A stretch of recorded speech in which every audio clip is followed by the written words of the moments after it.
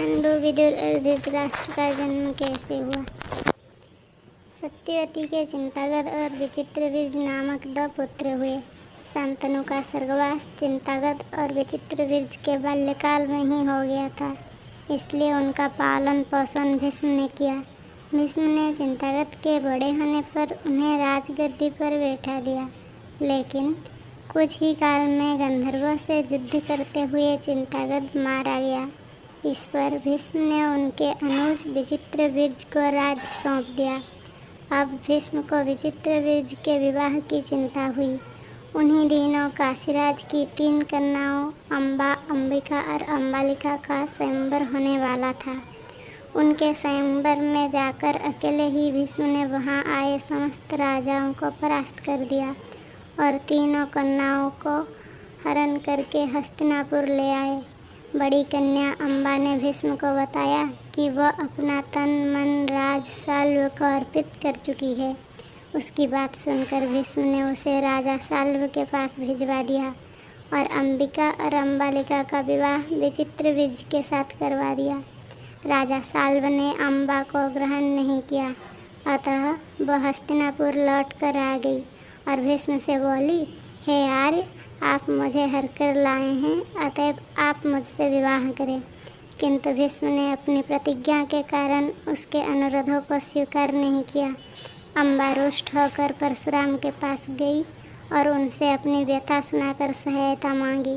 परशुराम ने अम्बा से कहा, हे देवी, आप चिंता न करें, मैं आपका विवाह भीष्म के साथ करवाऊंगा। परशुराम ने भीष्म को बुलावा भेजा, किंतु भीष्म उनके पास नहीं गए। इस पर क्रोधित होकर परशुराम भीष्म के पास पहुँचे और दोनों वीरों में भयानक युद्ध छिड़ गई। दोनों ही अद्भुतपूर्व योद्धा थे, इसलिए हार जीत का फैसला नहीं हो सका। आखिर देवताओं ने हस्तक्षेप करके इस युद्ध को बंद करवा दिया। अम्बा निराश होकर वन में तपस्या करने चली गई। विचित्रवीर्य अपनी दोनों रानियों के साथ भोग विलास में रत हो गए, किंतु दोनों ही रानियों से उनकी कोई संतान नहीं हुई और वे क्षय रोग से पीड़ित होकर मृत्यु को प्राप्त हो गए। अब कुल नाश होने के भय से माता सत्यवती ने एक दिन भीष्म से कहा, पुत्र, इस वंश को नष्ट होने से बचाने के लिए मेरी आज्ञा है कि तुम इन दोनों रानियों से पुत्र उत्पन्न करो। माता की बात सुनकर भीष्म ने कहा, माता, मैं अपनी प्रतिज्ञा किसी भी स्थिति में भंग नहीं कर सकता। यह सुनकर माता सत्यवती को अत्यंत दुख हुआ। अचानक उन्हें अपने पुत्र वेदव्यास का स्मरण हो आया। स्मरण करते ही वेदव्यास वहाँ उपस्थित हो गए। सत्यवती उन्हें देखकर बोली, हे पुत्र, तुम्हारे सभी भाई निसंतान ही स्वर्गवासी हो गए, अतः मेरे वंश को नाश होने से बचाने के लिए मैं तुम्हें आज्ञा देती हूँ कि तुम उनकी पत्नियों से संतान उत्पन्न करो। वेदव्यास उनकी आज्ञा मानकर बोले, माता, आप उन दोनों रानियों से कह दीजिए कि वे 1 वर्ष तक नियम व्रत का पालन करते रहें, तभी उनका गर्भ धारण होगा। 1 वर्ष व्यतीत हो जाने पर वेदव्यास सबसे पहले बड़ी रानी अंबिका के पास गए। अंबिका ने उनके तेज से डरकर अपने नेत्र बंद कर लिए।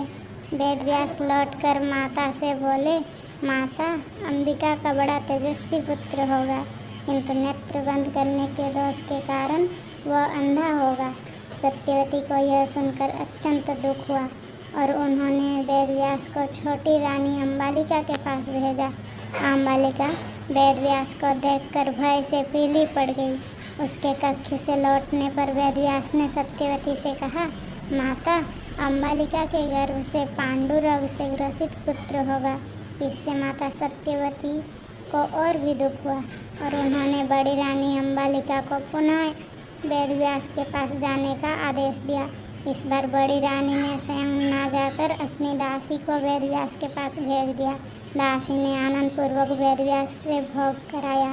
इस बार वेदव्यास ने माता सत्यवती के पास आकर कहा, माते, इस दासी के गर्भ से वेद वेदांत में पारंगत अत्यंत नीतिवान पुत्र उत्पन्न होगा।